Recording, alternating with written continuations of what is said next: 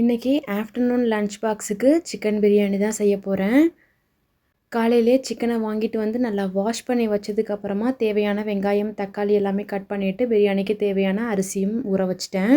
வெங்காயம், தக்காளி வதக்கும் போதே சைடில் அரிசிக்கு தண்ணி அளந்து வச்சு நல்லா கொதிக்க வச்சிட்டேன். ஏன்னா பிரியாணி அப்போ தான் சீக்கிரமாக ரெடி ஆகும். ஸ்கூல் டைமில் இந்த மாதிரியான குட்டி குட்டி டிப்ஸ் எல்லாம் ஃபாலோ பண்ணோம் அப்படின்னா நம்மளுக்கு சமையல் சீக்கிரமாகவே முடிஞ்சிரும்.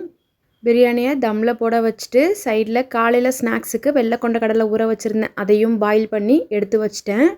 அப்படியே தோசைக்கு சட்னியும் ரெடி பண்ணிட்டேன். தம்லேருந்து பிரியாணியை உடைக்கும் போது நல்லா உதிரி உதிரியாக சூப்பராக வந்திருந்தது. சூடோட லஞ்ச் பாக்ஸும் பேக் பண்ணிட்டோம் அப்படின்னா ஆஃப்டர்நூன் வரைக்கும் நல்லா சூடாகவே இருக்கும். எப்போவுமே லஞ்ச் பாக்ஸ் பேக் பண்ண உடனேயே காலையில் பிரேக்ஃபாஸ்ட்டும் ரெடி பண்ண ஸ்டார்ட் பண்ணிவிடுவேன். இன்றைக்கி பிரேக்ஃபாஸ்ட்டுக்கு தோசையும் நல்லா வெங்காயம், தக்காளி எல்லாம் வதக்கி வச்சு சட்னியும் ரெடி பண்ணியிருந்தேன். பசங்களும் சாப்பிட்டுட்டு ஸ்கூலுக்கு கிளம்பிட்டாங்க. இந்த மாதிரியான வீடியோஸ் உங்களுக்கு பிடிக்கும்னா மறக்காமல் நம்ம சேனலை சப்ஸ்கிரைப் பண்ணி வச்சுக்கோங்க. அடுத்த ஒரு ஷார்ட்ஸில் பார்க்கலாம். பை.